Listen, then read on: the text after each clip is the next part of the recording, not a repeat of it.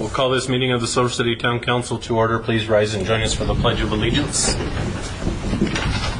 I pledge allegiance to the flag of the United States of America and to the republic for which it stands, one nation, under God, indivisible, with liberty and justice for all.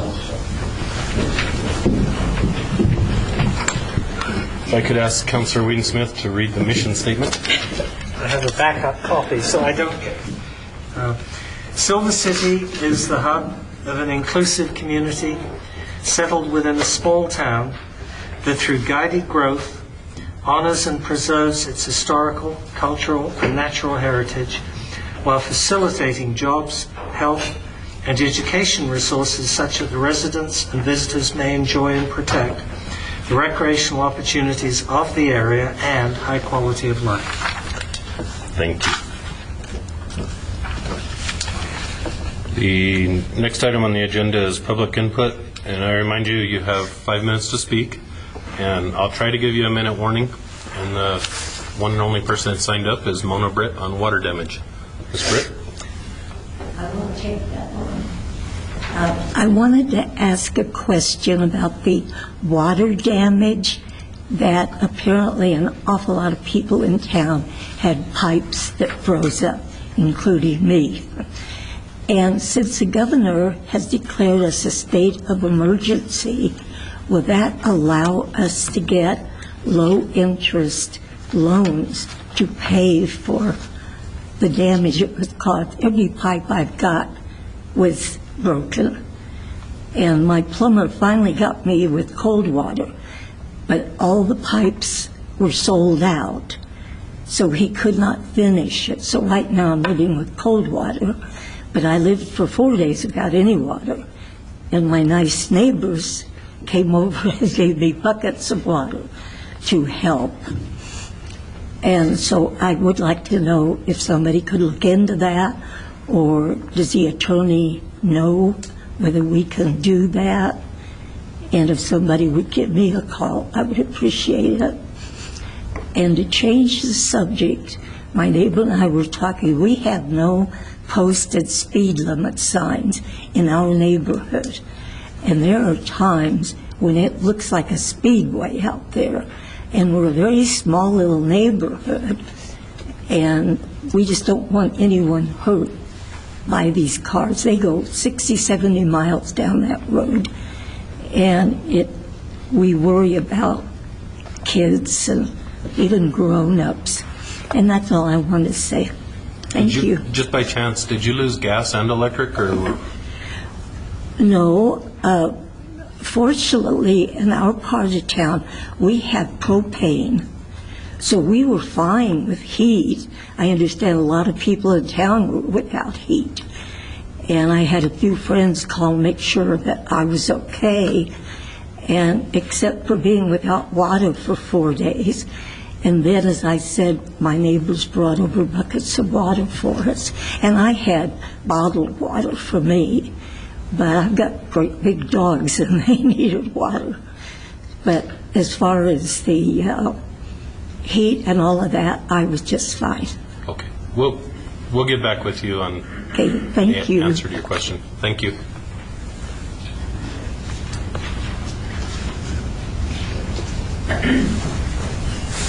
I lost my agenda.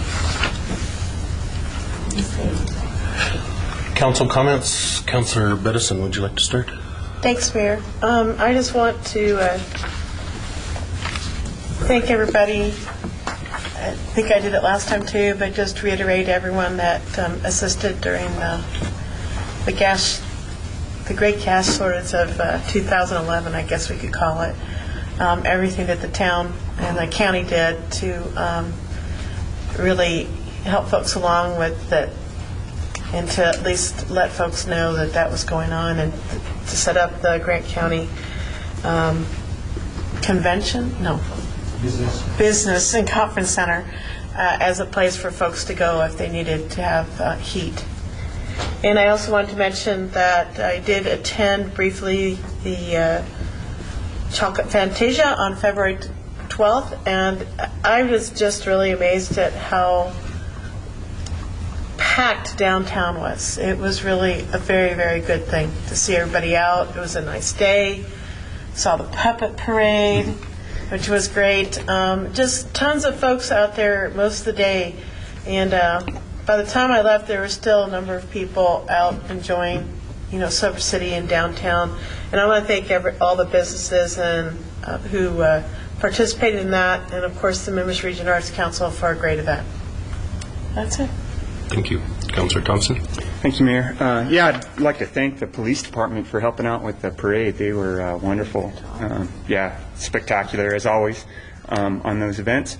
We're also still working on the animal ordinance. The groups, I want to make sure that everyone has an opportunity to talk to us about the animal ordinance. The groups that are not very well represented so far in folks that I've talked to are people who feel strongly about or have intact dogs or cats. Intact is that they haven't been fixed, spayed and neutered. Looks like folks that have their animals on a single point tether chained up, I'd like to talk to them. And animals that are loose in pickup trucks. It seems that those are three groups that I would like to talk to them about. Because I don't have a dog, and I have a cat that I inherited, so I'm pretty naive on this stuff. So I would love to talk to anyone that has some opinions on this. That's it. Thank you. Councillor Moronis? No comments. Well, that was no fun. Councillor Whedon-Smith? This is my last meeting on the council, and I went through this list a few council meetings back, but I thought I'd reiterate it, because some people wonder, what on earth has the town done and what does the city council do? In the last 4 years, and I'm just going to bullet them and go through, I'm not going to talk about them, these are some of the things that I kept track of that the town has done that I believe are substantial changes. One of them is the potholes and street cuts issue. That used to be an ongoing complaint. Now, very rarely happens. We have very professional cuts. Issues at the building at the senior center and the wetlands, improvements there. Chihuahua Hill, water and sewer, 4 of the major streets repaved. We have a new entire code of ordinances where we got rid of duplicate material, inconsistent material. We have a new land use code, which is much more user-friendly. It has more understandable variants and appeal processes in it. We introduced automated trash. No more plastic bags out on the side of the road. We have an annual fee review so the town can look at what it's actually costing us to do business, and that sometimes may result in increases, sometimes in decreases. But now those fees are all justifiable. We've taken seriously the issue of downtown noise. We have a system of tracking complaints and problems. We now have a Parks and Recreation Board, and they've produced an excellent document on the activities that are available in the town of Silver City. We introduced 2 electric vehicles for the meter reading department, and I believe the 2 of them have been costing us roughly $58 a year. We couldn't even come close to that with diesel. And the point there, of course, is that we do things because they're financially justified, not because there's some pie-in-the-sky idea. We have pretty much followed a principle when we look at ordinances of saying what's the cost, what's the benefit, how will we know when it's working, was it in the budget, and is the cash actually there in the budget. We have a new fireworks ordinance, and that took a lot of citizen involvement. We're moving down the road towards solar electricity for the water system, and again, not for pie in the sky, but because of strict financial sense.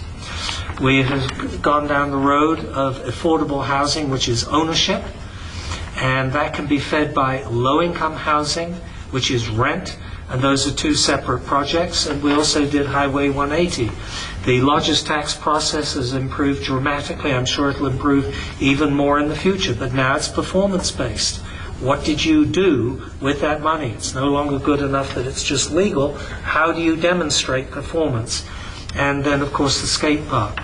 One of the things I personally did was the mayor asked us to try and have neighborhood meetings. It's extremely difficult to get citizens together, but I did manage to average 4 neighborhood meetings a year. And finally, if you obviously are all aware of the economic situation we've had for the last couple of years, the town got ahead of that by at least a year, and the end result was we didn't cut substantial services. Yes, some people had hours cut back. They've all come back since, but we continued with our projects.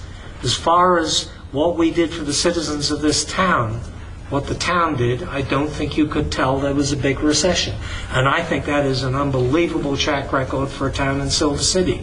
We have a balanced budget, and I'm very proud of what the council has done, what the town manager has done, what the department heads have done with their balancing the different grants, what the employees of the town have done, and that is what's made the success for our citizens. So this is my last council meeting. I am very proud of having been on the council, and I think that's a good collective track record for all of us. That's it. Thank you. Anybody need round 2?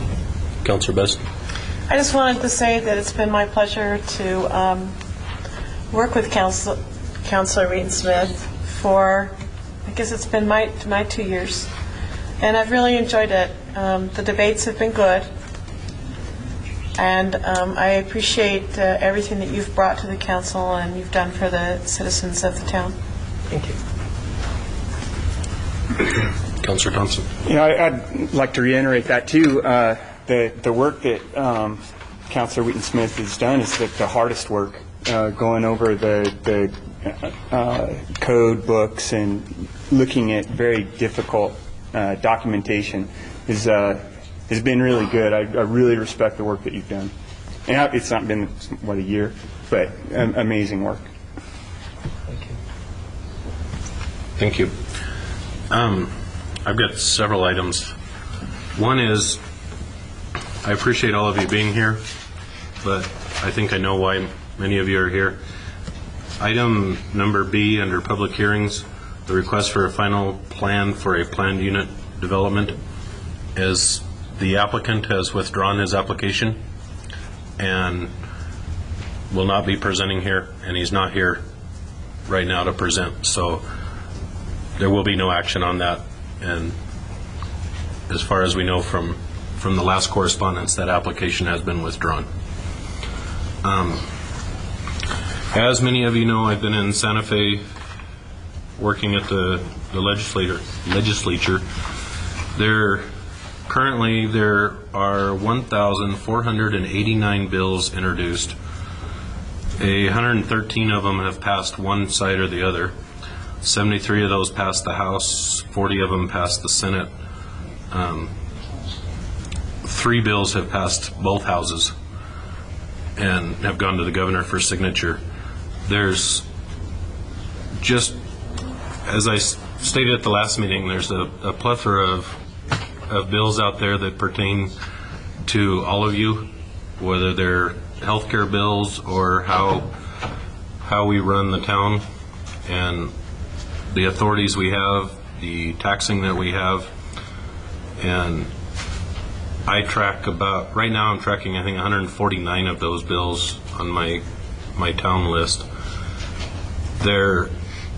You've heard for months that we are concerned about the hold harmless, and there was a bill introduced by Senator Smith to eliminate the hold harmless at 10% each year over 10 years till it's totally gone.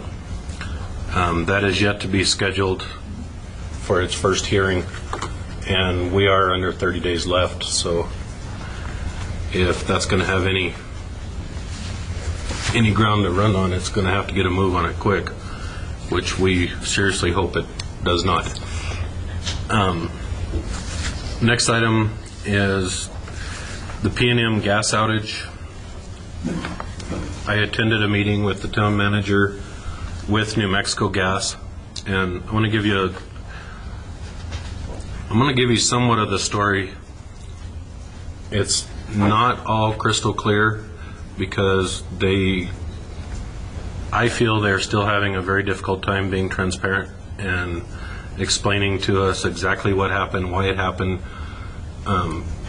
There was a lot of talk about their response, and apparently they order gas basically 24 hours ahead, and on a Wednesday night they did not get a delivery, so they felt they were probably getting into trouble, but were not in crisis mode yet.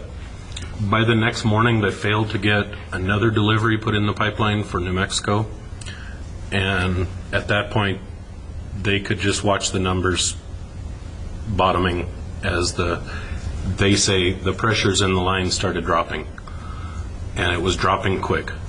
And their story is that they had to make some very quick decisions that were, both the decision had to be quick, and it also had to consider how quick they could actually physically change their gas distribution system. There were some areas that, well, like the entire town of Bernalillo got shut off with 2 valves.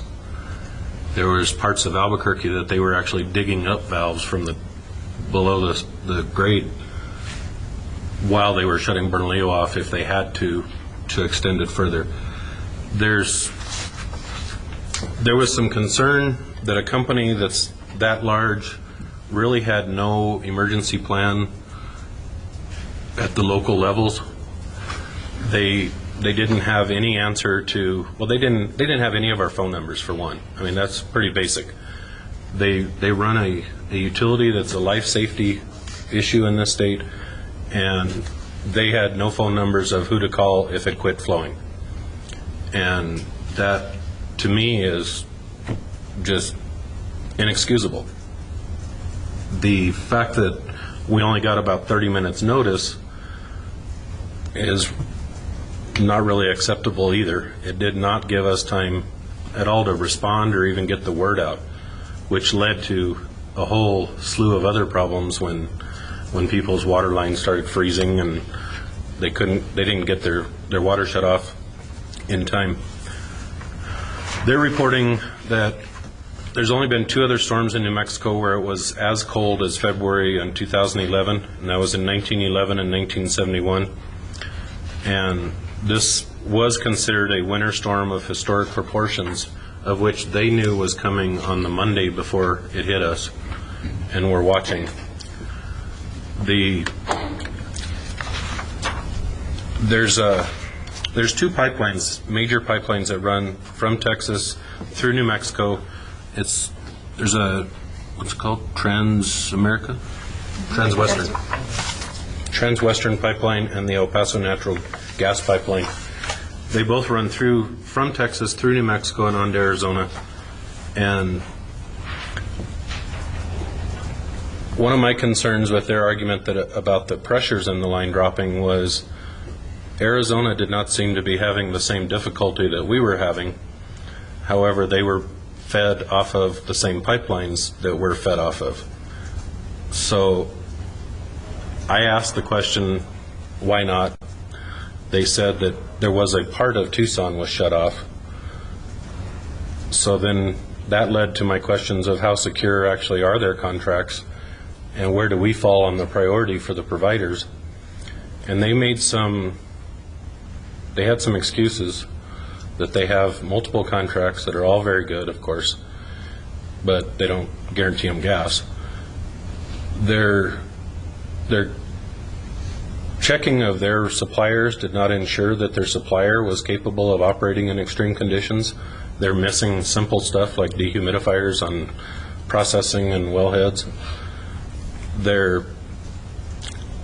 And I still think that we're a low priority, and that's why the gas in Arizona was still flowing for the most part and not New Mexico.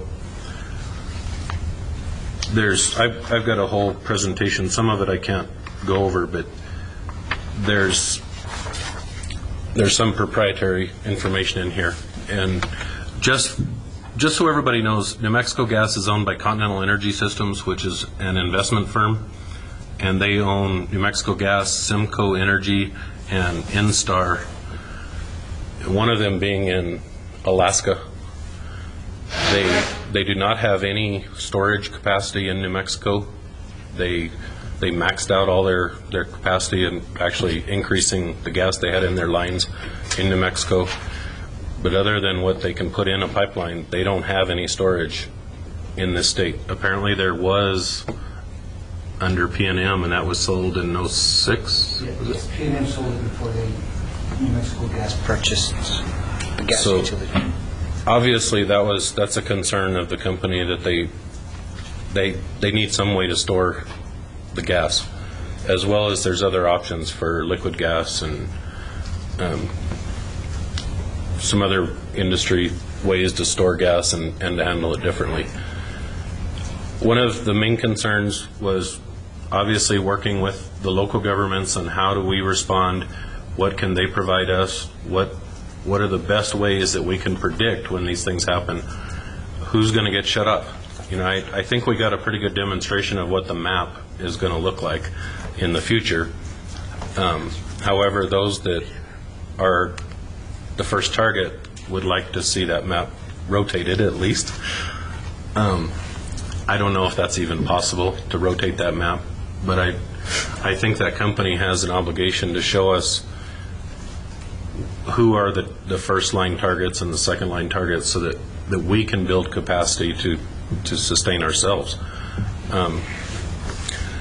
And I expressed to them that I will be extremely disappointed in this meeting if they walk out of it and pat themselves on the back that they fed us a whole bunch of information and we all went home happy and no work continues.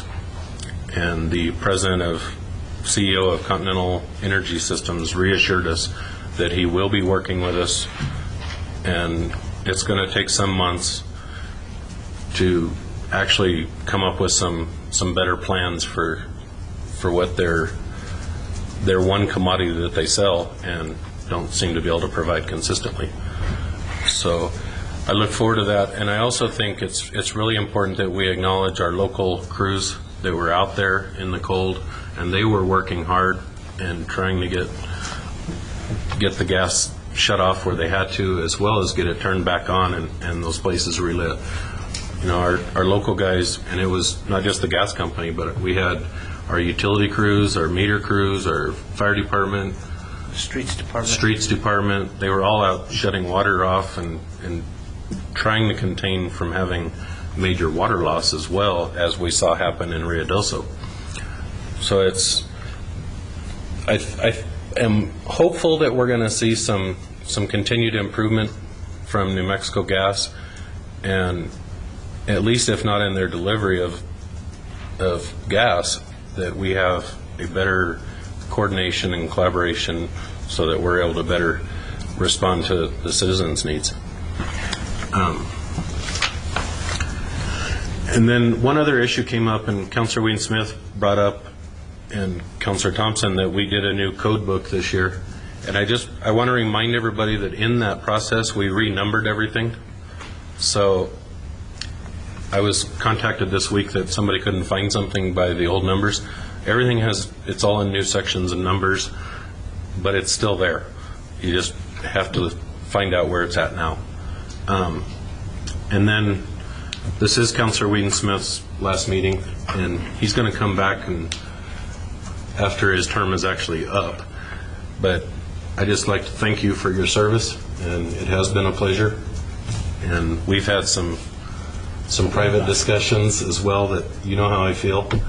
And we've also, I think it's truly demonstrated a quality in this council that we have had some very robust discussions, and afterwards we still like each other, but we get to the issues and we do try to debate things openly, and that's a credit to all of us up here, and thank you for that. Thanks. Oh, PNM. I got to mention, I alluded at the last meeting that there was a settlement offer on the PNM rate increase. They had requested somewhere between 21 and about 45%, depending on how you did the adding, rate increase for all of us. There was a settlement over 3 years, I believe, Robert? they would have gone up to just short of 11%, and would have also given us some of the benefits that the North has been enjoying for many, many years. And on the 17th, it looks like the Public Regulations Commission rejected the settlement as not being formulated in a transparent process that involved all of the parties, and therefore there was not a consensus on the settlement from some that are considered stakeholders. And if they're going to bring a settlement, they probably ought to settle and not to come back until they do. However, they can go back and ask for interim increases while the larger rate case gets settled.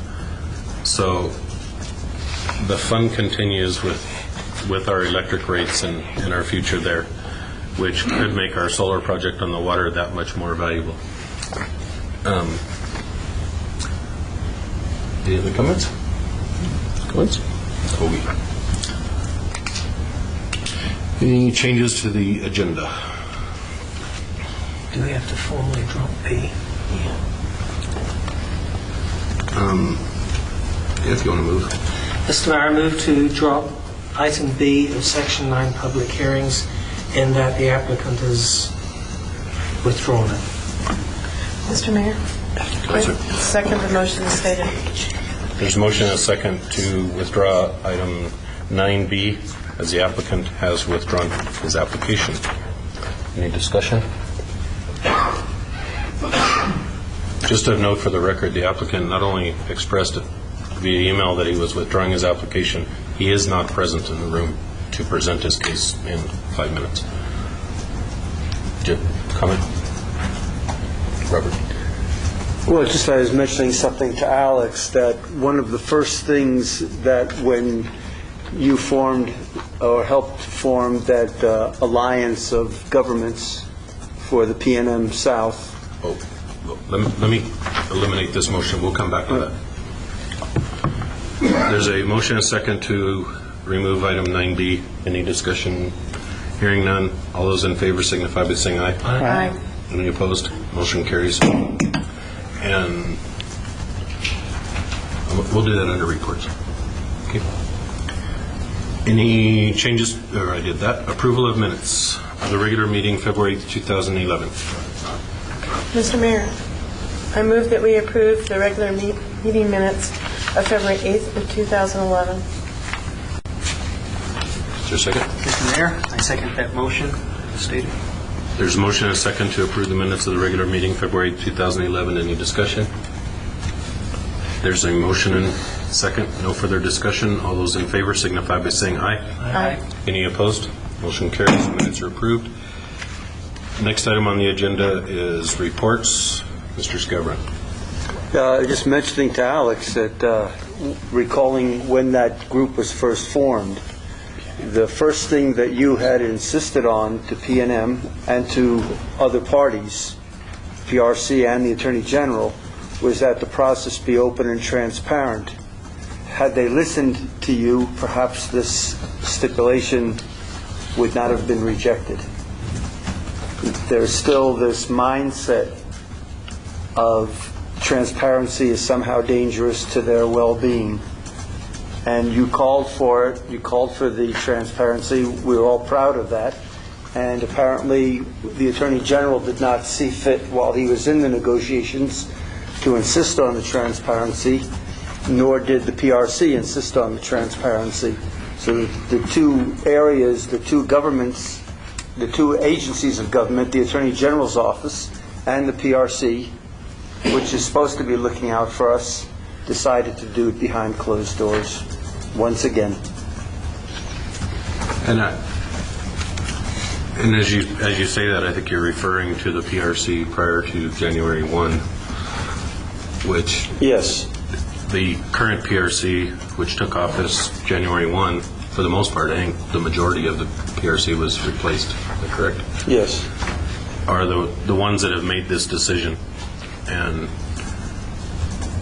I think it is commendable that they came to that decision without forcing many of the stakeholders to involve additional legal input into the case and costing all of us more money and getting to the same point that they should have got to many months ago. So thank you for pointing that out. Mr. Brown? The only report I have is that I wanted to talk a little bit about Mrs. Britt's concern about the water, the numerous water breaks that happened during that cold spell. Of course, we do figure out our sewer weights based on the December, January, and February water usage, and because there were so many individuals that had water breaks and higher than normal water usage came through their meter. Basically, what happens every year is every time a water break is reported or a meter is misread and it's corrected, the utility billing director keeps a list of all of those, and then when the new rates come out, she goes back to those accounts and corrects the water usage. So basically what we'll do is, instead of it being a 3-month quarterly average, we'll exclude the month and just average the 2 months that didn't have the water break. So hopefully the residents won't see a huge increase in their sewer rate for the next year. Councilor? I think that's really wonderful, Alex, especially since a lot of people tried to ensure that their pipes didn't freeze by actually letting water run in the house, because that also increased, people's water use. Because I had all my faucets dripping, but apparently wasn't enough to prevent an exterior pipe from freezing. So I'm really glad that the town is doing that to offset, an unexpected weather issue. So Just further address that issue. She mentioned the disaster declaration. The governor's disaster declaration basically authorizes $750,000 to be spent to respond, and it's basically to mobilize their National Guard and their staff and equipment to get out into the communities and help. They don't fix frozen pipes and things that go wrong in your house. FEMA was in the state doing an assessment, and as we historically have seen, FEMA's job is to maintain the government infrastructure that's in place. They do provide some temporary sheltering and assistance on a very, very small short-term basis, but if waiting for FEMA's decision, which could be months, on whether this is actually goes to the president for a presidential declaration, I wouldn't hold your breath, because even if it comes, it's generally not there to help the individual citizen respond to their personal problems. They're not going to fund us to pay for water breaks. If you are in the area where the gas was off, there is $1 million fund from New Mexico Gas that I would encourage you to apply for your portion of if you had damage due to that. However, that $1 million, I think if we did the accounting right on the fly in the meeting the other day, it's been spent multiple times.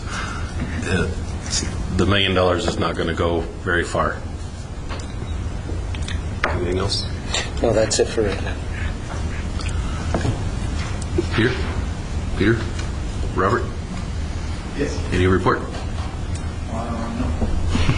You just woke him up. I was waiting until he got distracted. Anything from the police department? No, sir. Thank you. I have one thing, Mayor. Oh, yeah, sorry. I just wanted to announce that this week is our last week for absentee and early voting at City Hall. So if you want to avoid those crowds at the polls, come on to City Hall. How many people have voted so far? The voting place for District 1 is the Silver City Women's Club next Tuesday, March 1st. And for District 3, it's the Silver City Senior Center. So, and the polls will be open from 7 a.m. to 7 p.m. next Tuesday, March 1st. Thank you, Ann. And all the effort that you put into making sure the election goes off and without a glitch is definitely appreciated. The next item on the reports is a report on the Essential Air Service. Our decision is due tomorrow, and I had quite a bit of input, not near as much as I did 2 years ago, but I could tell you the overwhelming majority was to maintain flights to the Albuquerque-Santa Fe area. The second area of interest was Phoenix, and that's mostly for the people that live here and want to travel, or I even had one response from somebody who doesn't live here but likes to visit here, and that would make their journey here easier. We've had presentations by Great Lakes and Seaport Airlines. I've got tons and tons of information from both of them. There's a lot of issues as I processed this whole thing. One of them is we can issue waivers to decrease the level of service that we're provided, such as the equipment that they're allowed to use, and one of them being I think it's 17 passenger twin engine pressurized aircraft with 2 pilots, and we can ask for a waiver on pretty much any of those and go with a smaller, a non-pressurized, a single engine. However, if we were to change our minds, we're going to have one heck of a fight arguing why our waiver no longer is desirable. And with that being said, my recommendation at this point is that we go with Great Lakes with a destination of Albuquerque, and we also have an option, if we stick to that as our base, we can negotiate with Great Lakes for additional service enhancements as their company grows in this region. As they are, I don't know how their name's going to work as they're moving most of their equipment from the Great Lakes region to the southwest, but they're really relocating most of their efforts to the southwest, and hopefully we should have better service as there'll be more aircraft and more room to negotiate other service options. And so if there's any discussion from the council, it's my recommendation. No? We'll need to prepare a letter and get it faxed up there ASAP. The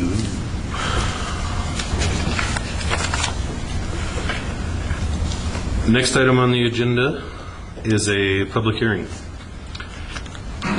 Approval, disapproval of request for a restaurant liquor license, beer and wine on-premise consumption only. Application number A-654482. Applicant name Jose L. Dominguez. DBA La Familia Mexican Restaurant. Proposed location 503 Hudson Street, Silver City, New Mexico 88061. The town council will serve as the hearing board, and I, as the mayor, will be the presiding officer. Have any members of this hearing board had ex parte discussion with any person regarding the subject matter of this hearing, or had any communication from any party to this case? No. Hearing none, all members are qualified. Will all parties and witnesses intending to testify, including those staff members who intend to present testimony or who will be available for questioning, please rise and come to the podium to be sworn in by the town clerk. If you have not been sworn, you will not be permitted to testify or otherwise participate in this hearing.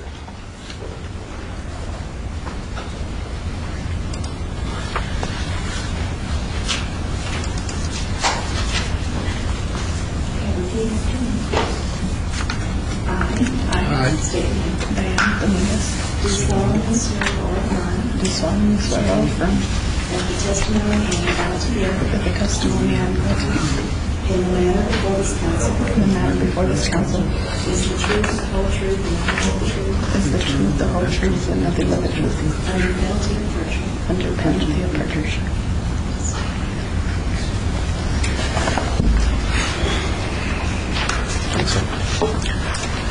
The hearing will be conducted as follows. The town staff shall present a brief synopsis of the application based on the application or actions taken by staff. Then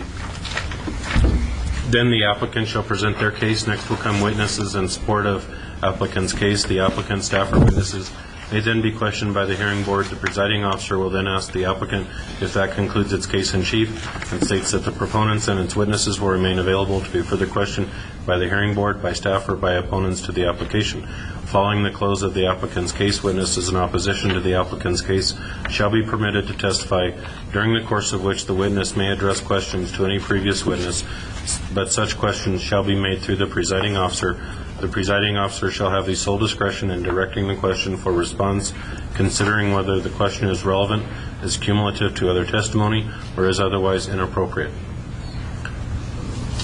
And the staff report is basically the checklist that you all had in your packet, where all the department heads reviewed for compliance with the town's issues.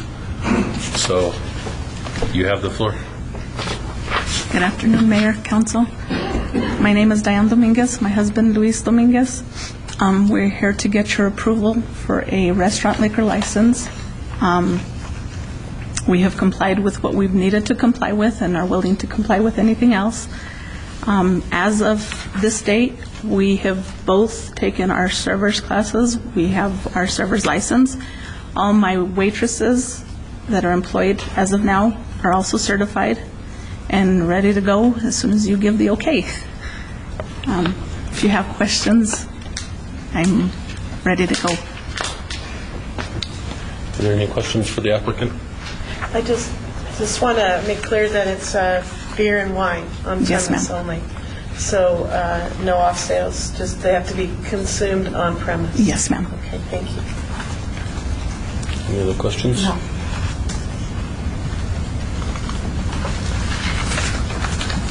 Is there anything else you wish to be reflected in the record? No. Anybody else want to speak on behalf of the application? I have to ask. I read all this. I'm going to follow it. Are there any opponents to the applicant's case?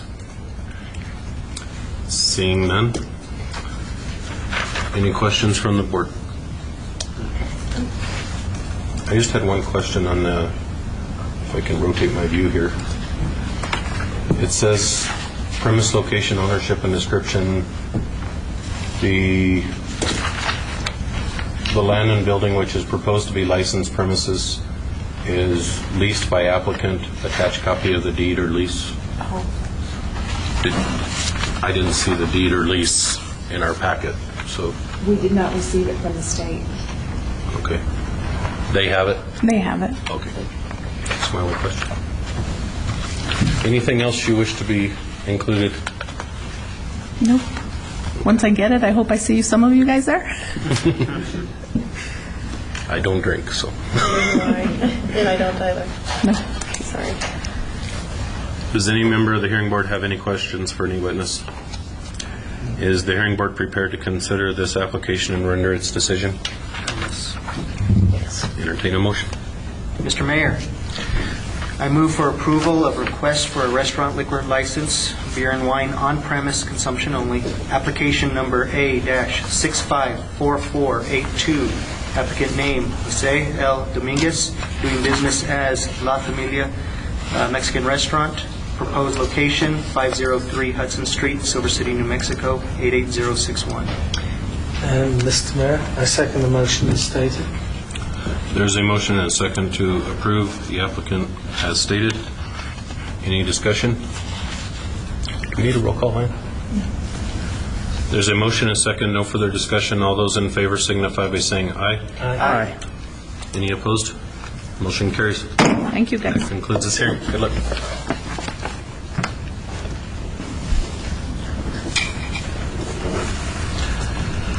Next item on the agenda is approval, disapproval of ordinance number 1170, an ordinance allowing the dedication of land and infrastructure improvements to an affordable workforce housing project for subsequent transfer to a qualified purchaser. Mr. Russell. Mr. Mayor, Council, this is an ordinance that Mike Healy's been working on. He's had some surgery. He's out, so I'm pinch hitting for him. As you know, recently the town passed an ordinance allowing the town to provide public property for affordable housing in general.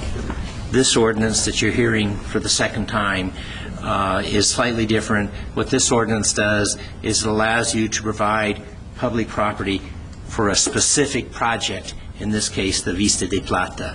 So in order to be able to provide public property for these affordable housing projects, you need both ordinances. The general ordinance that allows it in principle, and then each particular occasion where that general ordinance will be invoked, you need a specific ordinance. That's what this is. And this is the second reading. And this is the second reading, of yes, this sir. ordinance, so it's second and final, and we'll see it. Any discussion from the council? Councilor. This property was designated open space, right? You know, the town hasn't actually designated any open space formally. That's a new category in the land use code. It is land that has been in the town's inventory for a long time. Do we know how much the value of the donation is? I mean, even There's rough. You know, I don't have the assessment. Alex, do you have a sense of the value? I think it's $2,000 to $3,000 an acre, and we're talking 27 acres, I think, for the particular project. And so that's going to take away from the inventory of open space that we have. And normally that would go into the open space fund, right? If it was sold instead of... Well, I don't think it's currently in the inventory of open space. I imagine it's potentially in open space. A lot of what this property is was zoned industrial initially. So, you know, the pellet factory, for instance, took advantage of that zoning category. It's since been rezoned to be residential B. So I think that the bulk of it had originally an industrial designation. Some of it had a residential B designation. It potentially could go into an open space category, but I don't think it comprised that now. If it were to be sold, any land that's sold, as I understand it, the proceeds would go to the open space budget or line item, unless the council specifically assigns it to a different purpose. So, for instance, there were some sales of property up in the Indian Hills area that could have, the proceeds could have gone to open space, but instead the council designated them for offsetting the costs of the mitigation of hazardous materials at the old hospital site and for the actual demolition of the building. And for the library. And what? Part of it was for the library. Yeah. So we're talking about $60,000 is about what the donation value is? You know, roughly? I'm not sure. I could get back to you with specific numbers. I believe that that's the approximate values we're talking about. Between 60 and 90,000.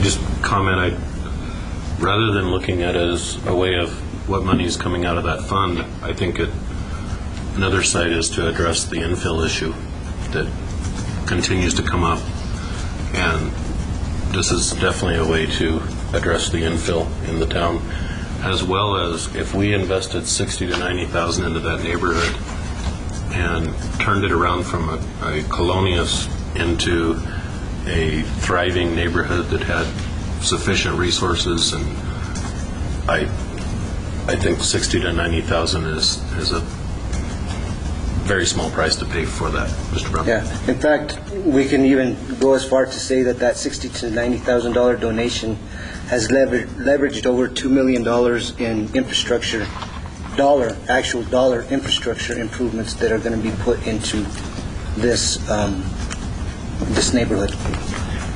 There's also Councilor Vest.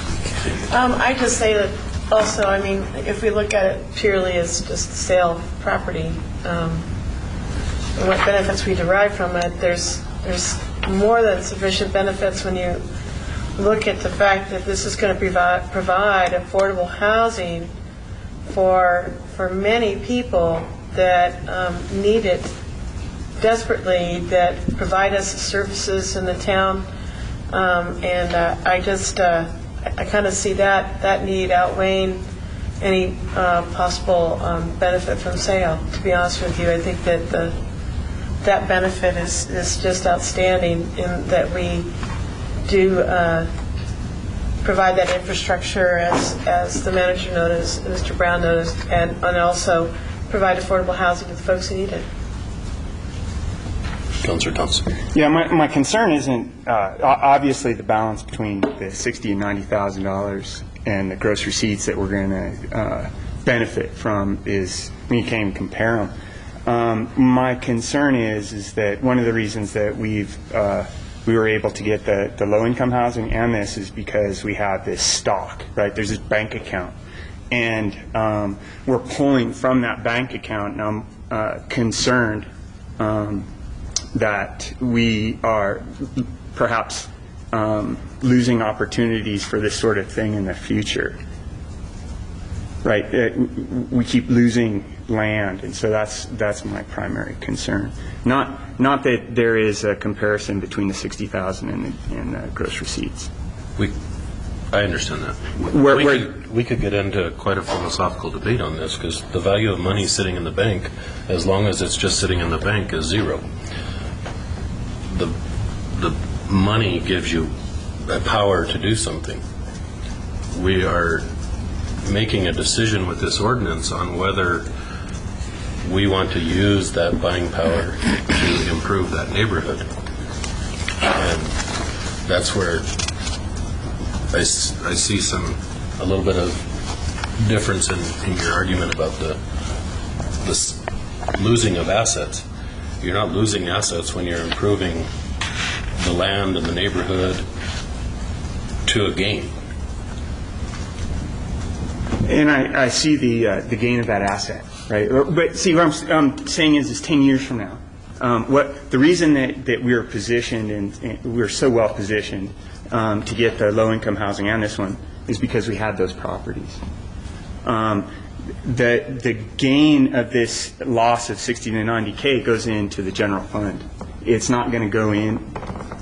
That there is a loss to. That isn't going in. Nothing's going into the general fund.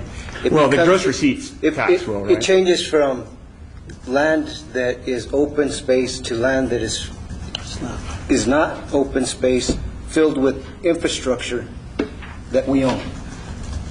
We still own it. We're going to still own the infrastructure, the roads, the sidewalks. It changes from open space that we own to infrastructure that we own. That at current value, $60,000 to $90,000. Once it's developed, the streets, sidewalks, all of that, it's going to be valued at approximately $2 million. So we've made an investment that has returned. It's what, a couple thousand% gain on our investment, because we still own the infrastructure there. So that is something that needs to be taken into account. Anything else? Anything?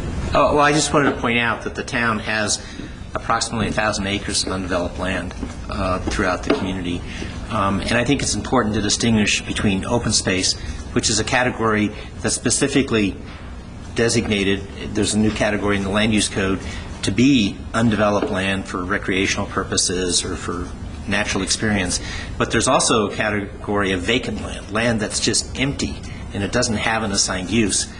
I think it would be important as the town moves forward to specifically categorize the land that the council wishes to see preserved as open space, and to identify that land that's just vacant and available for other purposes.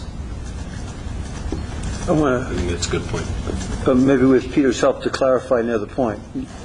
This donation of 27 acres is to a development, but within that development, only a small percentage of that 27 acres is going to actually be built upon. And the town will remain the owner of that land. Although it is committed to this neighborhood, it is not a 27-acre density, high-density development. It's 27 acres with built-in open space.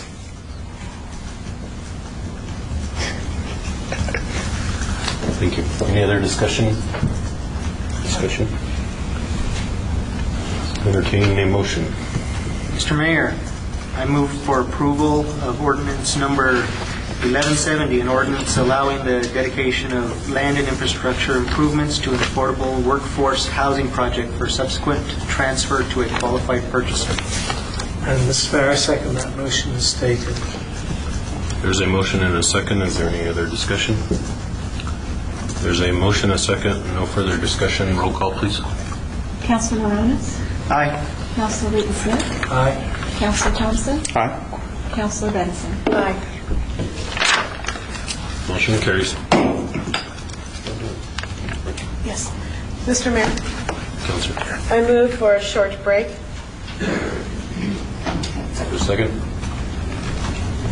Mr. Mayor, I second that motion. There's a motion, a second for a short break. All those in favor signify by saying aye. Aye. Any opposed? We're in recess. We'll call this meeting back to order, and the next item on the agenda is under new business approval, disapproval of Town of Silver City audit report for fiscal year ended June 30th, 2010.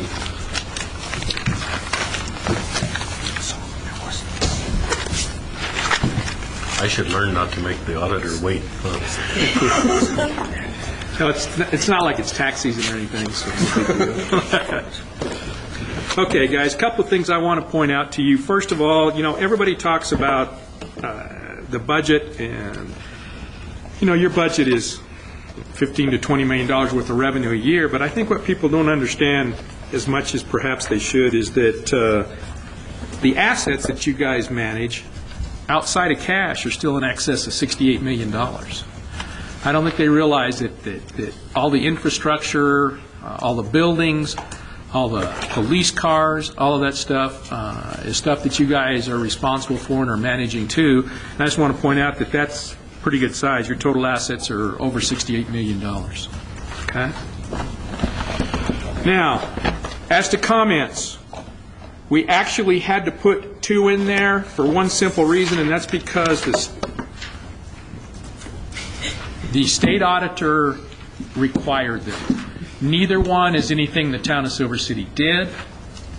I disagree with both of these comments. However, it was either put them in or they were never going to release the report.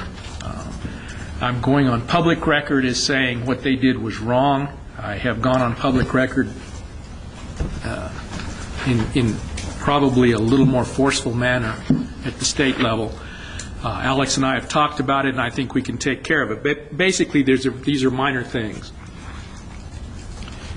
When you start a construction project and it's a grant that's going to pay for it, whether it be federal or state, almost all of those grants are on a cost reimbursement basis, which basically means that you have to spend the money first and then you get it back when you build.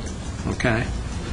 Well, when the town starts one of those projects, obviously since you have to spend the money first and we're identifying it with the proper fund, we have a negative cash balance for a short period of time out of the pooled cash investments until we can get our receivable back.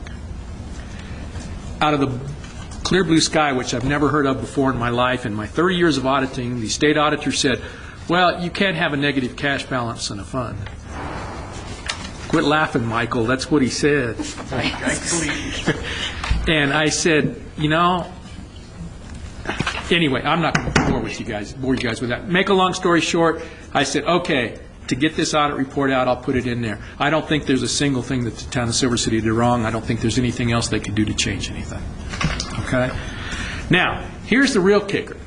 We submitted this audit report timely. It was due by December 1st. We submitted it prior to that.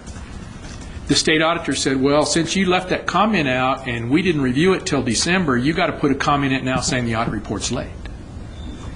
And I'm totally confused by that one. But so I put the comment in, and I made it very clear why it happened, including the language saying, the agency response, we believe we did everything possible to comply with the mandated deadline. We submitted this report timely. They're the ones who are saying it's late because they said we had to put this comment back in. I apologize to you guys for that. I do not believe the comment's appropriate. Had I thought it was appropriate, I would have brought it up at the exit conference and we would have done something about it then. I've done roughly 1,000 audit reports. This is the first time it's ever come up. I'm hoping that it's getting taken care of because I'm going up the chain of command at the state auditor's office now. Hopefully that it won't be an issue in the future. I just wanted to get the audit report to you. Okay? So basically, those are the comments, neither one of which have anything to do with your operations. Your federal compliance opinion is unqualified, which is the highest you can get. Your financial statement opinion is unqualified, which is the highest it can get. The financial department is doing an excellent job at the town of Silver City. The numbers that you guys are getting to manage this town are being presented to you in the proper format and timely, and they're giving you the right numbers. You can rely on them. And as a counselor or a mayor, that's what I would be most concerned about. If I'm trying to manage a budget, I want to know if the figures I'm getting are correct figures. And we had absolutely no adjustments to any of those. All right, I'll get off my soapbox. I'm sorry. And believe it or not, I've cooled down a lot since this happened. My wife thought I was going to go to the hospital there for a couple of days. But anyway, that's really all I have. If you guys have any questions, I'll try to answer them for you. I will remind you it is an action item. You either have to approve or disapprove it. Councilor Benson. You know, Mike, when I read these, I just thought it was kind of nitpicky. Actually, very picky. Very. And did the Office of the State Auditor actually point to the rule that stated that even though the mandated deadline of December 1st, that's the mandated deadline, that if they didn't accept the report, they rejected it later, that it was actually considered late? Is there a rule that they... Yes, they have a state auditor rule, and it's in that rule. This is the first year it has ever happened other than, if somebody sends up a grossly negligent report where they don't have all the funds there, they haven't done anything, then the state auditors always reserve the right to do that. And I have never had one rejected before, ever. However, this year they put in a new policy and said if we find anything wrong, we're going to reject it because we're tired of being your proofreaders. They're becoming a very antagonistic, I guess I should say. It's in the rule. I've never seen it enforced before. I guess my comment is I mean, the rule I for can't. years, Silver City has had, an unqualified opinion. I mean, it's been absolutely excellent. And been done timely. And timely in the way it's produced it. So here they have many other municipalities in the state, as well as other government entities, that do not submit audits, that do not do it in any timely fashion, that 4 years, or longer, and they decide to do this to a municipality that has the best darn finance department and, and manager. I just think it's just silly, to be honest with you, because we're not the ones that are, these are not very big items here. No, they not only aren't big items, they're incorrect items, but they're in there. I just want to point out, talking with Mike, that they made him put that comment about the funds couldn't go negative. Well, he asked them to show him the rule, And they said, we don't have to do that, that's DFA's job, but DFA has told us that that's the rule. But they could not produce it for me, no. And DFA has told me that it is not the rule. So, Well, we sent 15 other audit reports up there this year. Almost every one of them had exactly the same thing, and this is the only one that somebody thought they found something up there, and they basically just jumped on it. It's what it basically amounted to. Hopefully I'll get it taken care of. The thing that irritates me is in the past, even if they'd asked us to put this in, and we had said, okay, there wouldn't have been a reason for a late audit report because it was filed timely. They would have just said, hey, put it in and we'll release the report. That's what they've always done in the past. And this was the only thing. They didn't ask for any other corrections. I have never, ever had an audit report rejected before, and then they say it's not timely because they don't review it for 2 weeks after they get it, and by the time they review it, it's past the deadline, so now it's a late audit report.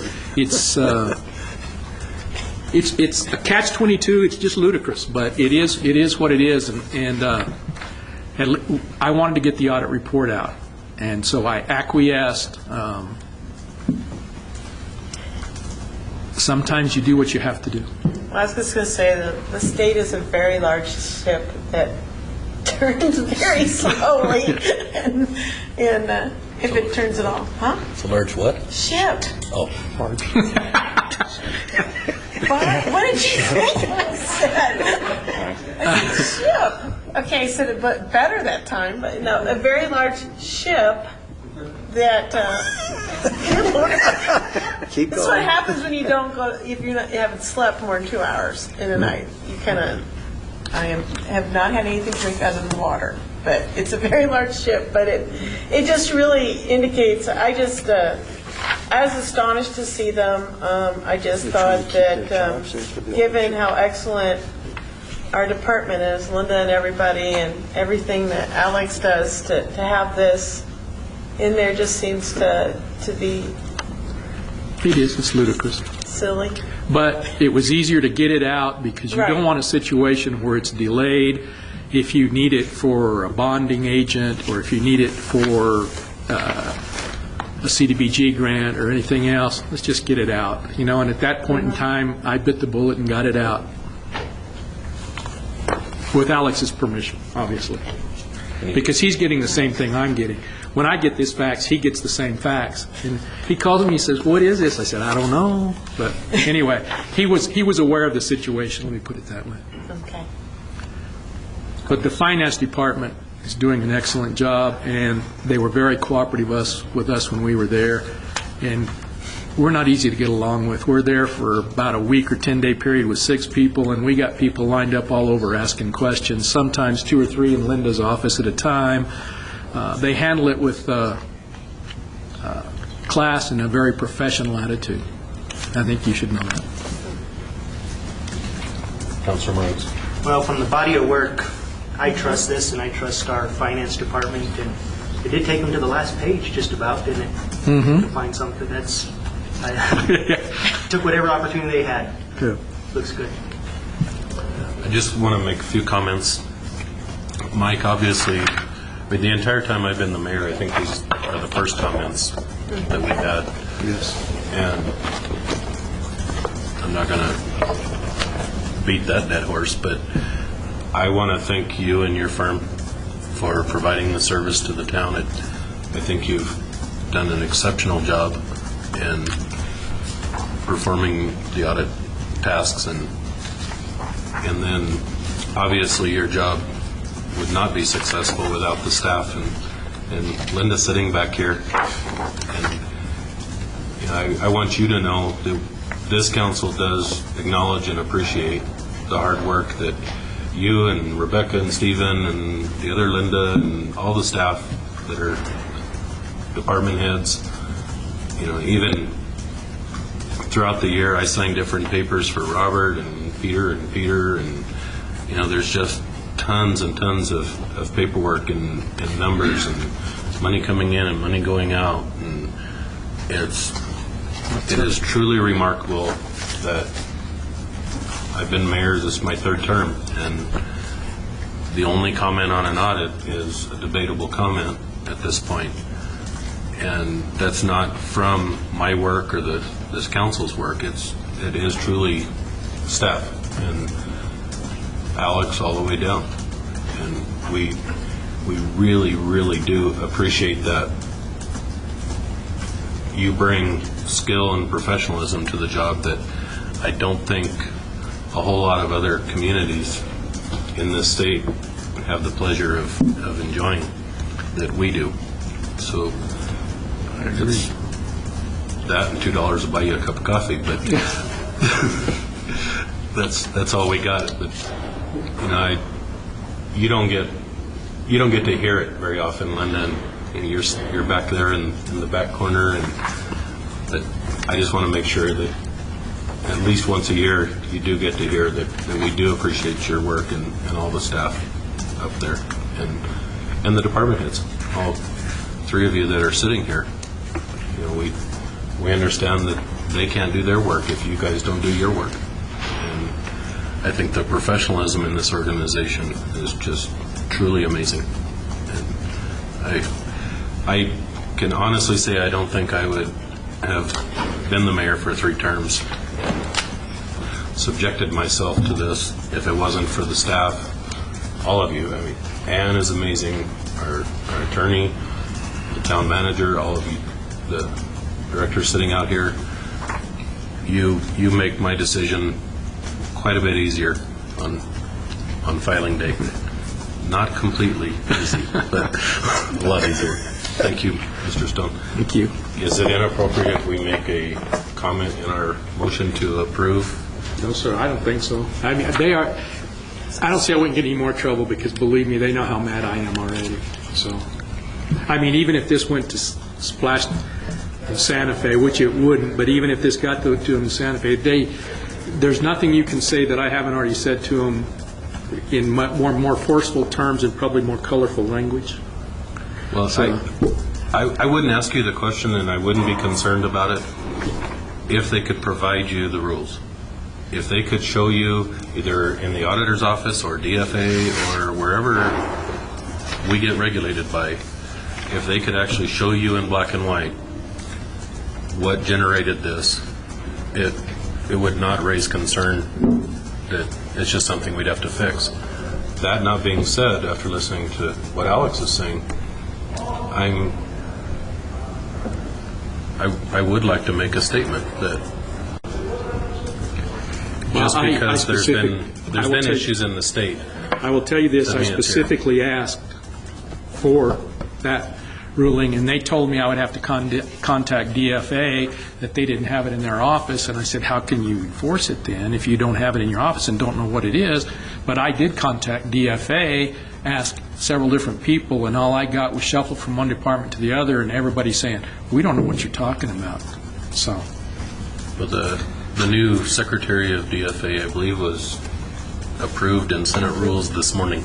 Okay. So we'll have to visit him soon. I truly believe it was inappropriate, but I just want to get the audit report out. Thank you. Entertain a motion. Mr. Mayor, I move for approval of Town of Silver City audit report for fiscal year ended June 30th, 2010. Is there a second? This is where I second the motion as stated. There's a motion and a second to approve the Town of Silver City audit report for fiscal year ended June 30, 2010. Any discussion? Mr. Mayor, were we going to amend that motion? Or is it just in the... What's your pleasure? I think to the effect that... I'm trying to think of a polite way to put this. Does the attorney have any suggestions? And protest the 2 comments. I'd like to put the word silly in there, but I know that that wouldn't be appropriate. The 2 silly comments? No, we won't use that. I'm just saying that we do protest the two items that were selected for instances of non-compliance. The auditor is not running to the podium, so I would assume he does not object. Oh, I think you can say whatever you want, because I think they're inappropriate comments, and I think you can say it in whatever format that you guys feel is appropriate. And unsubstantiated. We believe it's unsubstantiated. Is that, About the Town of Silver City, approval of the Town of Silver City audit report for fiscal year ended June 30th, 2010, and protest the unsubstantiated comments. well, do we have to qualify those comments? Because we don't really mean the Hey, they first couldn't do it, part. so why should we? No, I don't mean the summary of the audit results. We're talking about the other instances of non-compliance comments. Those are the only two. Those are the only. So those are the only comments by virtue, they call those the comments. Okay, so, right. Probably should be back there. I'm sorry. I guess I just want to make sure that, they don't think that we're protesting, the fact that we're qualified as a low-risk auditee. No, the only two comments are those two, Okay. both of which I think the mayor's language was Yes. was good. Okay. It's your motion. I accept that amendment. You're the seconder. No, No, Seconder. no. You I accept. accept it. You have the motion in. Approval of Town of Silver City audit report for fiscal year ended June 30, 2010, and protest the unsubstantiated comment. Included therein. Yeah, we need to, I think, that's a good point, because Yes. we don't want to suggest that Stone McGee made unsubstantiated. Right. It was the state that couldn't substantiate it. Included there. Friendly? This is your last amendment, Yeah. guys, so. Friendly? Accept. Accepted. Any other discussion? We have a motion and a second to approve the Town of Silver City audit report for fiscal year ended June 30, 2010, and protest the unsubstantiated comments included therein. All those in favor signify by saying aye. Aye. Any opposed? Motion carries.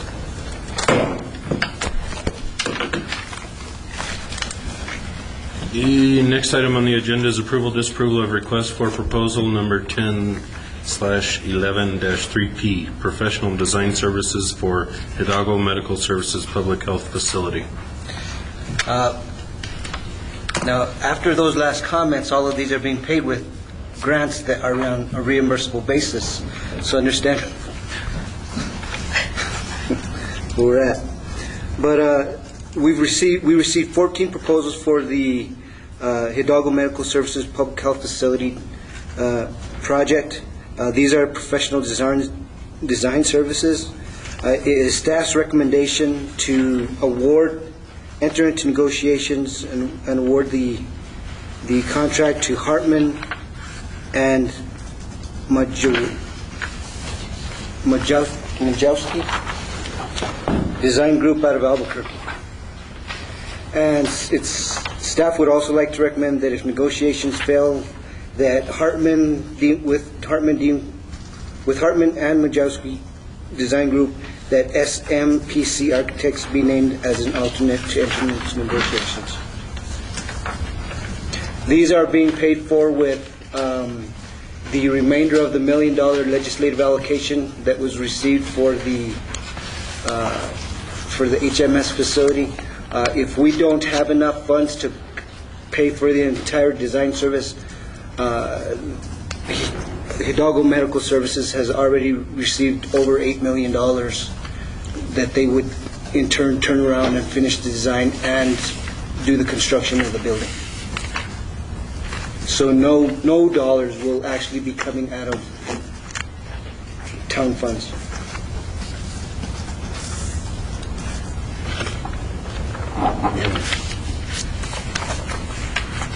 In the memo from Anita, it says the firm DG. I assume that's referring to Design Group. Design Group, yes.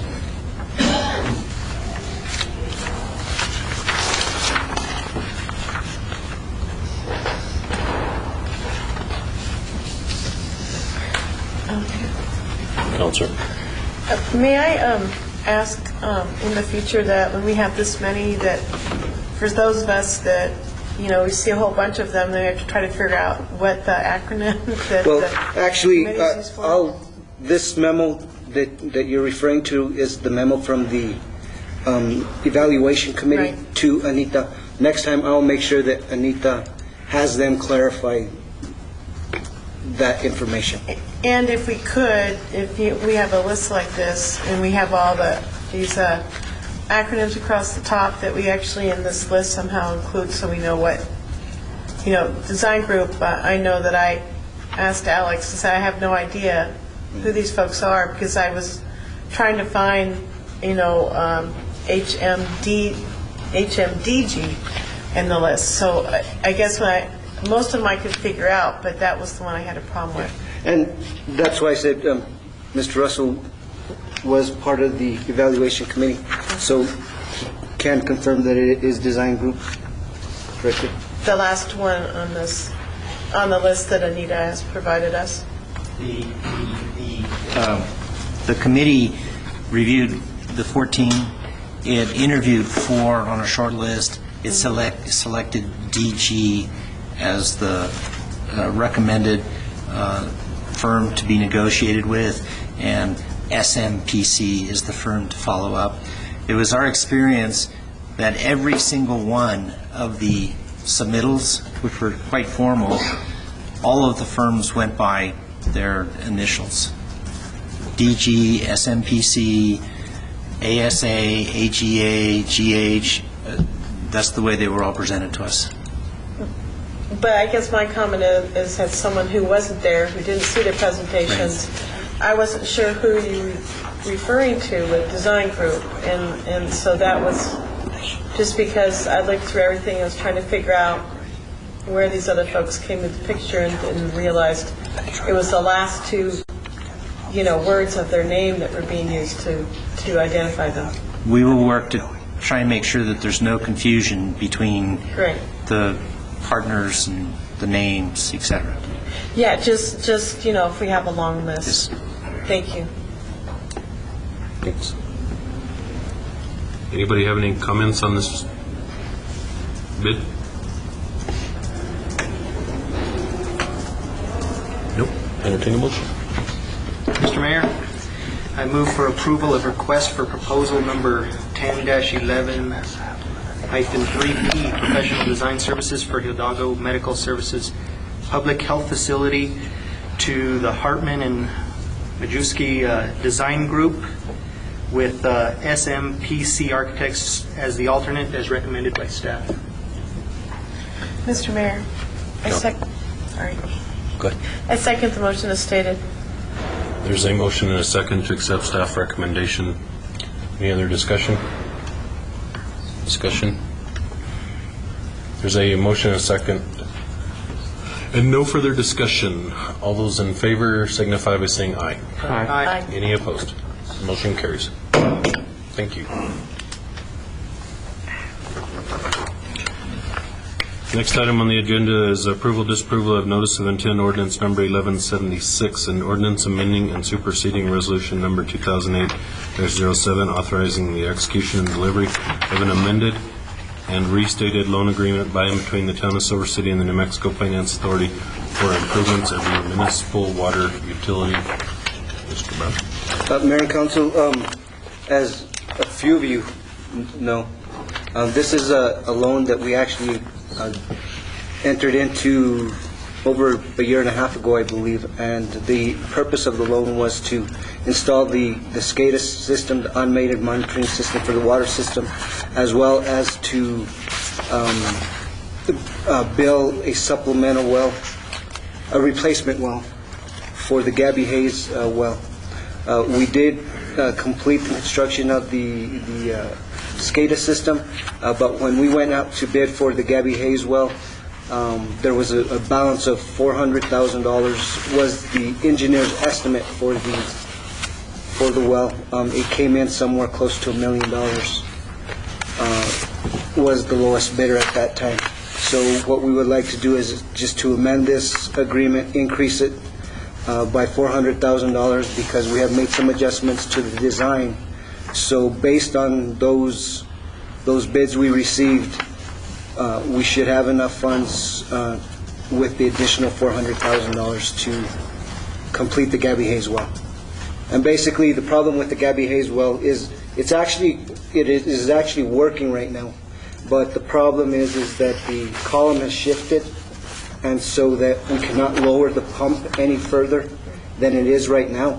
So we need to build a brand new well so that we can get it, continue lowering the well as needed. This is a long-term, it's not something that we need right now, but we want to take advantage of price and time and get that installed and have it ready.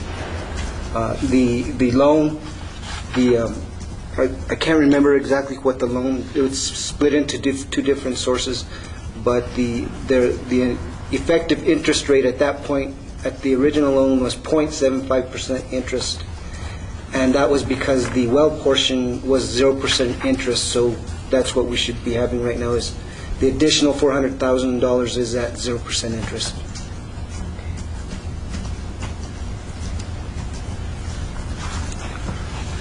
We have in here that you can sign all these loan agreements? It says yes, except this first one. That's good. I've signed those before. I've signed those before. There's a lot of signatures.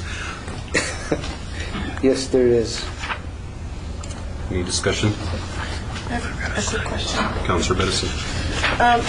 Alex, and maybe I couldn't, I know I read this and I kept looking for it. What's the term of the loan? I believe it's 15 years.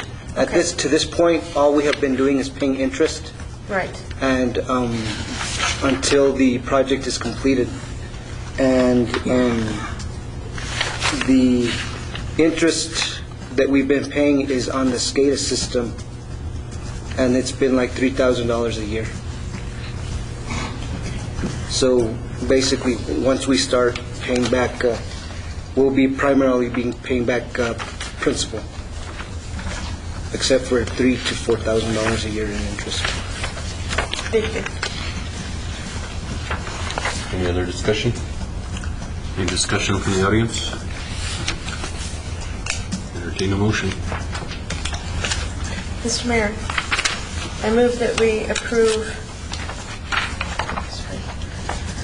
Notice of Intent Ordinance 1176, an ordinance amending and superseding Resolution Number 2008-07, authorizing the execution and delivery of an amended and restated loan agreement signed between the Town of Silver City and the New Mexico Finance Authority for improvements of the municipal water utility. I second the motion as stated. There's a motion and a second to approve. Is there any other discussion? There's a motion and a second to approve Notice of Intent Ordinance Number 1176 as read. All those in favor signify by saying aye. Aye. Any opposed? The motion carries. You need all of our signatures on. I saw on parts of this. Okay. I will when it comes back as an ordinance. Next item on the agenda is approval disapproval of bid number 10/11-5 wastewater treatment plant sludge return line reroute. Okay, Mayor and Council, the Town of Silver City received 4 bids for the above referenced project, and it's staff's recommendation to award bid 10/11-5 wastewater treatment sludge a return line reroute to Tatch Construction.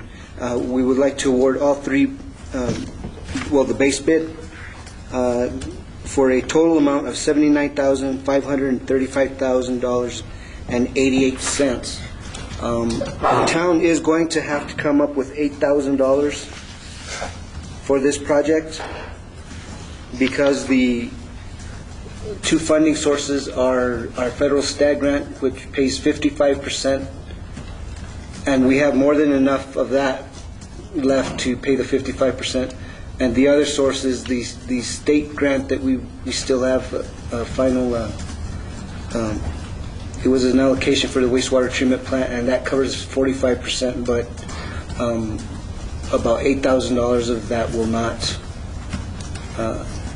be in that.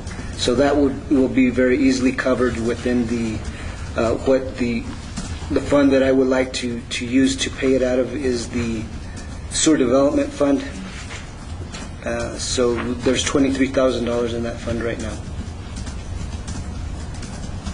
Don't go negative. In that fund, we won't go negative, but it's these grant funds. The only way you can't go negative in these grant funds is if we turn around and transfer the entire general fund into these grant funds through the year, because we get a lot of grants. So. Sorry, that was too easy. Mr. Mayor, Councilor Benison. I move that we approve bid 10/11-5 wastewater treatment plant sludge return line reroute. Staff recommendation. For staff recommendation. Second motion is stated. There's a motion and a second to approve staff recommendation on bid 10/11-5. Any other discussion? You want to say anything, Robert? Well, let you know what the project is. That'd be a good idea. Mayor and Council, what this project is when the treatment plant was originally designed, in order to waste sludge from the primaries and the secondaries, we would have to go from the secondaries pump to the primaries and from the primaries pump to the digester. Well, to become more efficient and to be able to handle the sludge more better, going along with the new digester that we constructed, this project will allow us to waste sludge directly from the secondaries into the digester. Also included in this project, we're replacing the original pumps that were installed as part of the original construction of the treatment plant. So there, in doing that, we'll be able to pump at a greater rate or quicker, and we'll be able to maintain our levels in the secondaries, which will help our overall treatment process. And also included in this is a new valve on our return activated sludge line, which has given us considerable problems over the past few years of the valve clogging. This is a large valve, I believe it's 18-inch valve that continually clogs, and the crews are continually having to do maintenance work on it, and we'll be putting in a new plug valve which will eliminate that maintenance problem. And just to clarify a little more on the funding, we're required to match, including gross receipts, $35,791. Of that, $26,915 will come from the state, and $8,800 will come from the local funds. You're replacing the pumps and that 18-inch valve with $80,000? Yes. Wow. Any other discussion? There's a motion and a second to approve bid number 10/11-5 wastewater treatment plant sludge return line reroute. Staff recommendation to Dodge Construction for a total with gross receipts of $79,535.88. All those in favor signify by saying aye. Aye. Any opposed? Motion carries. Thanks. Next item on the agenda is approval, disapproval of bid 10/11-9 Memory Lane Cemetery Expansion Phase 2. Mayor and Council, Yeah. Let's take, we're going to be on hold for 2 minutes. I want to make sure the public doors are open for the meeting, because it's after hours. Oh. Time flew.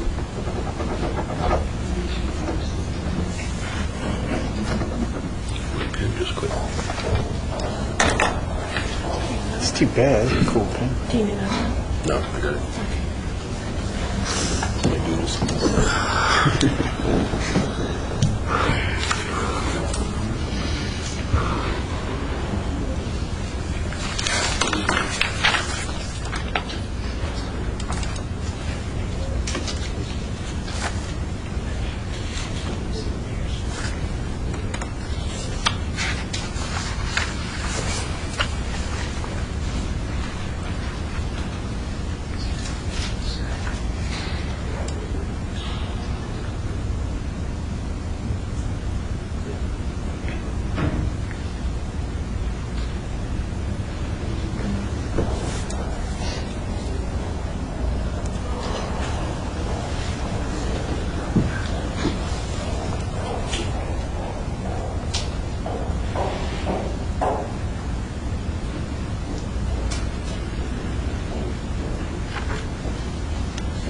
Can we get out? You can get in and out.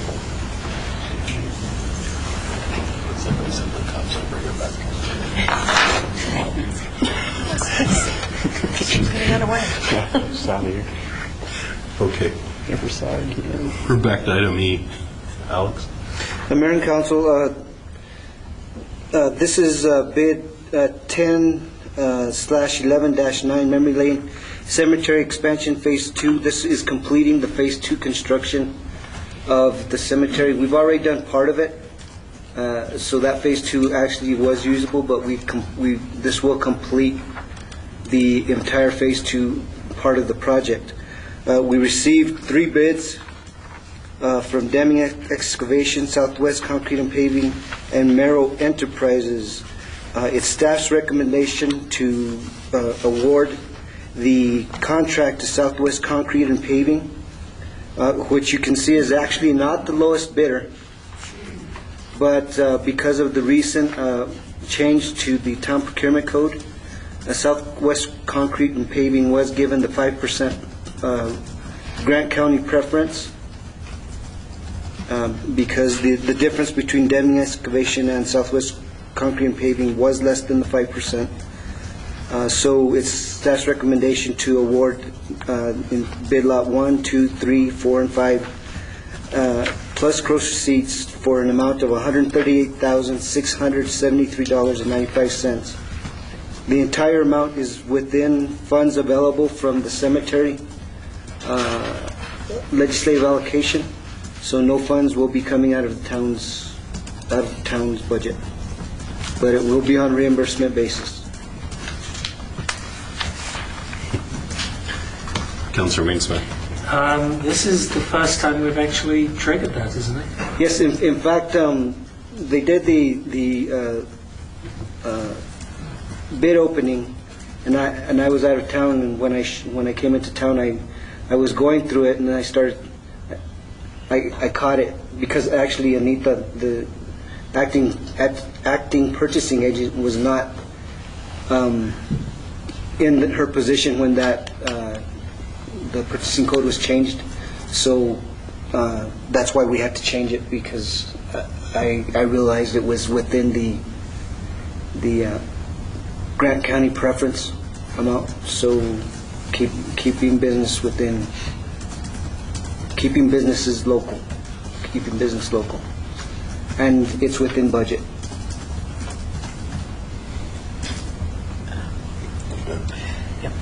Councilor Bedison? I was just going to say, I was pleased to see that resolution was actually used.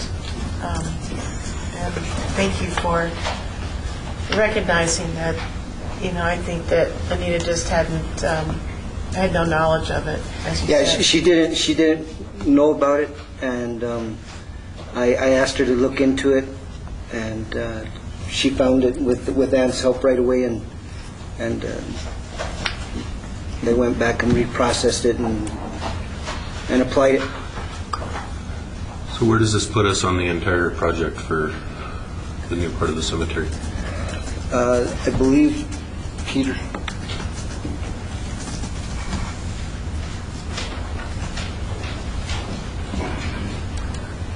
Mayor, Council, this will allow us to finish the 2 more sections within the new developed area of the cemetery.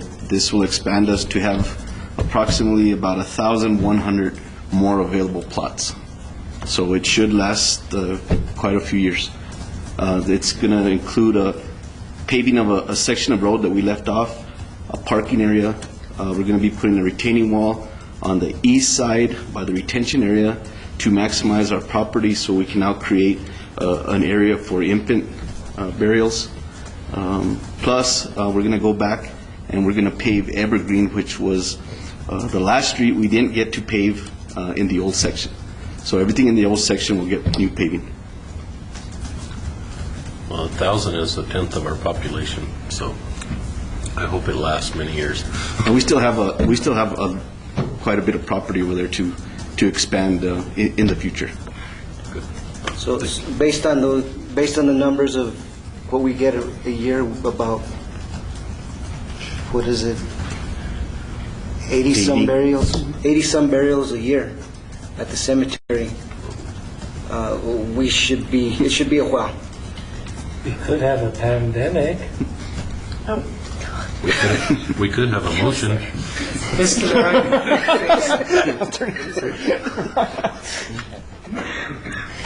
You have the floor. Mr. Mayor, I move to accept staff recommendation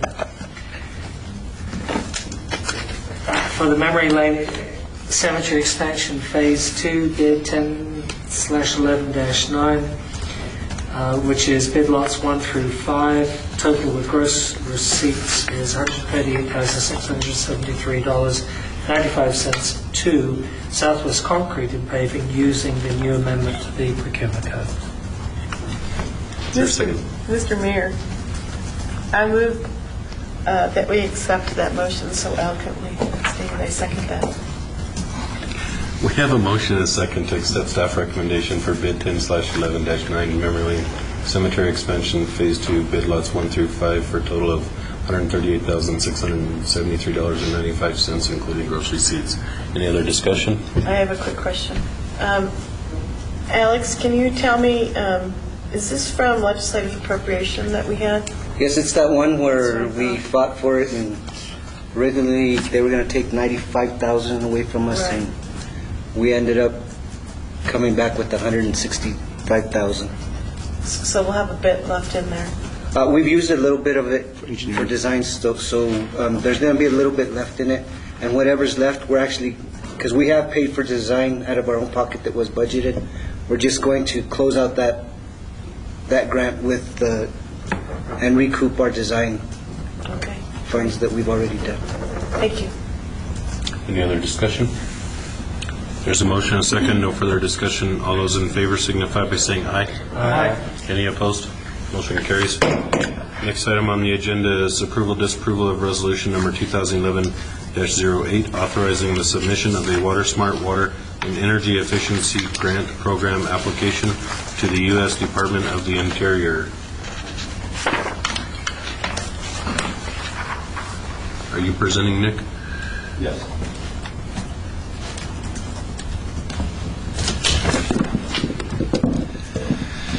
Mr. Mayor, council members, the resolution before you is in support of a grant proposal to the Bureau of Reclamation out of the Department of the Interior. And I'd like to read a prepared statement for the record, but I'll also ad lib as appropriate along with it. As we were pursuing, evaluating additional grants to go forward with for the Office of Sustainability in the areas that we were focusing on, namely residential and public facility energy efficiency and solar facilities, I had an opportunity to listen to the presentation of the Grant County Water Commission by Peter Russell of a draft regional water plan. And with its focus on additional water sources and additional infrastructure for a regional distribution system, while my office wanted to get involved in water conservation and water issues, that was going to be later. But to me at the time, this was about a month ago, it was so compelling in terms of what it might mean for a sustainable water supply, whereas currently we more or less have individual, somewhat independent water sources and supply systems. The thought of a regional system in a cooperative fashion sounded like that could carry not only the town but the area a lot longer.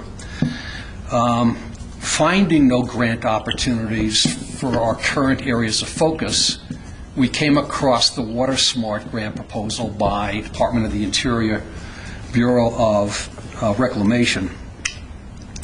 And while this seemed to be initially more hardware and procurement focused, in talking to Peter Russell and talking to Alex, and talking with Robert Escada and Mayor Bausch in Santa Clara, there was an obvious need for upgrading existing motors for well pumps and for the use of soft starts that draw less current and hopefully extend the life of our motors for the pumps.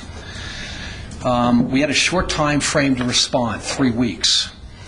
Normally one would like to have a series of months to look into an in-depth proposal, but Denise Smith of my office, who's done a yeoman's job in developing the proposal in coordination with the individuals that I mentioned before, was able to pull the proverbial water conservation rabbit out of the hat. And lo and behold, we were able to submit that last Wednesday, the day before the formal submission was required. We have 30 days to get the resolution in from the town, which is why we're coming tonight, and also 30 days to get the letter of commitment in from Santa Clara. So kind of with that as a preamble, let me do some reading and ad-libbing here. Last week, the town of Silver City, through the Joint Office of Sustainability, submitted an application for a grant from the Bureau of Reclamation's Water Smart program under the Energy Water Nexus category. A principal function under that Energy Water Nexus was to upgrade existing water management facilities by retrofitting and modernizing facilities or equipment to increase energy efficiency, resulting in quantifiable and sustained energy savings. And that's the focus that we proceeded with the grant. So given that the town of Silver City requested $242,000, $420, in federal funding to implement the next phase, and I'll come to the phases in a minute, the next phase of the energy conservation activities on behalf of Grant County, the town of Silver City, and the village of Santa Clara. The town of Silver City, through my office, will act as the lead for grant administration, providing equipment and services to Santa Clara and the town, as outlined in the grant agreement with the Bureau of Reclamation. That's assuming that we're awarded.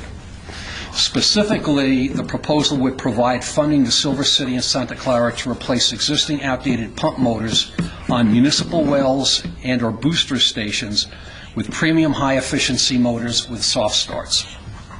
Energy savings are conservatively estimated at 5%.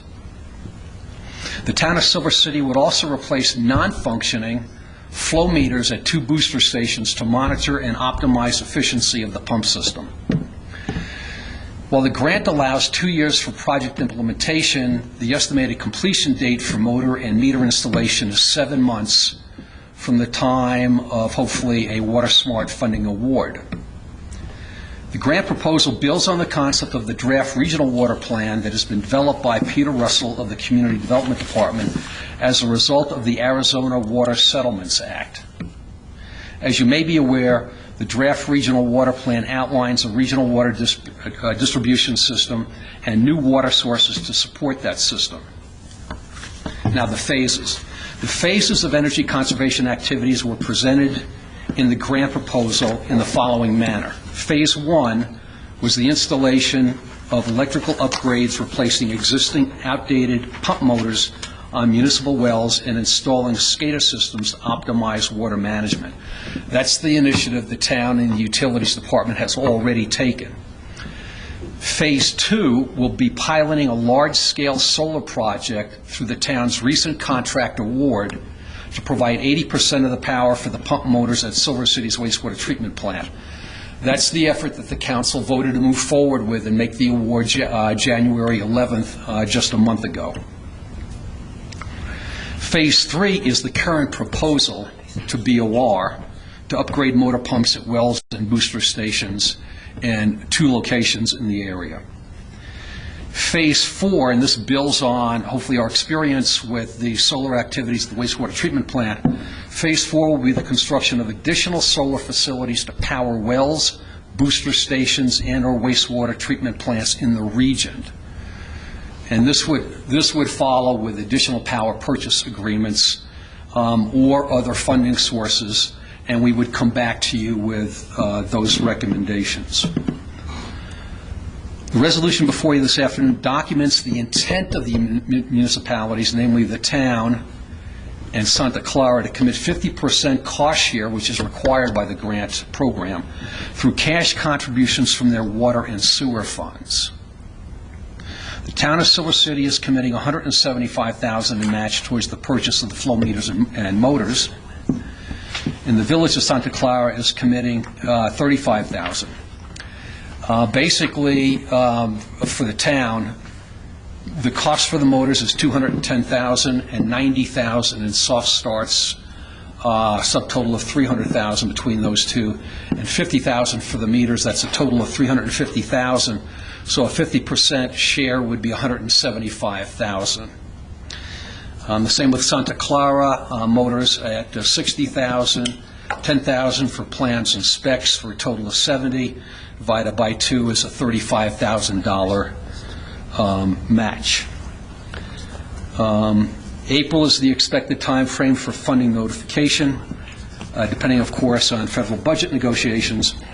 If successful, the funds should be available by late summer or early fall.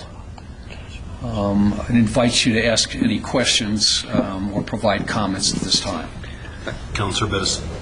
Okay, I'm trying to get this straight, because the resolution's got different numbers in it. If you look down at the resolution number 4, the application is going to be for $187,759, or is it going to be, is that correct? I'll ask Denise, can you clarify the difference in the resolution? And it says on number 5 that the town is committing 50% cost share of $127,500, not $175,000. So the 35 from Santa Clara is correct in there, but I'm just given the numbers you just said, and I really couldn't add those up to be 50%. I mean, I just could not figure out how that. If you could answer 4 and 5, I'd like to say something. You need 30 days before this has to be turned in? That's correct. Can we come to the next council meeting? Absolutely. Because this was presented to me a little bit differently when we talked about it this last time. Okay. So I would like to have time to go back through, because it actually does consider cash. Because the mayor and I had a discussion about this, and he read the new version, and what I was talking about to the mayor was what we had originally, the concept we had originally talked about. And so I would rather have some time to go back and look at the numbers and everything rather than pass this. And I think to follow up on that, Councilmember Pettison, I think this is simply reflective of the 3 weeks that we had. I don't have the resolution in front of me. I apologize. There's obviously a discrepancy, as you pointed out, in the numbers. So we'll go back with Mr. Brown and resolve those. I'd like to entertain a motion to postpone action on item resolution number 2011-08. So I move to postpone action on resolution 2011-08 to the subsequent council meeting. Is there a second? I second the motion, Mr. Davis. There's a motion and a second to postpone action on resolution number 2011-08 to a subsequent council meeting. Any discussion on the motion? I did have quite a few questions as well, and that'll give time for them to be answered. Yeah, if you probably you won't be You might here. want to send those to me. You can give me that, and I'll bring your questions and the answers to them next time, because I can't give you the answers because, like I said, what we had talked about was a little bit different, and my impression of it was a little bit different than what was being presented. And of course, the numbers don't add up, so I want to make sure they add up. Thank you all for your patience. Thank you. And I just want to, I guess, clarify the cash Yeah, that's why. contribution and where those funds are actually coming from and whether those funds exist. I want to do the same thing. Great. That's why I rather wait. Did you see the veins pop out of it? Yeah, I know. There's a motion and a second, no further discussion to postpone action on Resolution 2011-08. All those in favor of postponing signify by saying aye. Aye. Any opposed? Motion carries. Mr. Mayor, I move to adjourn. There's a motion to adjourn. Is there a second? Going once, going twice. Mr. Mayor, I second the motion. Thank you. There's a motion and a second to adjourn. All those in favor signify by saying aye. Aye. Any opposed? Motion carries. We are adjourned. Thank you, Councilor Reed.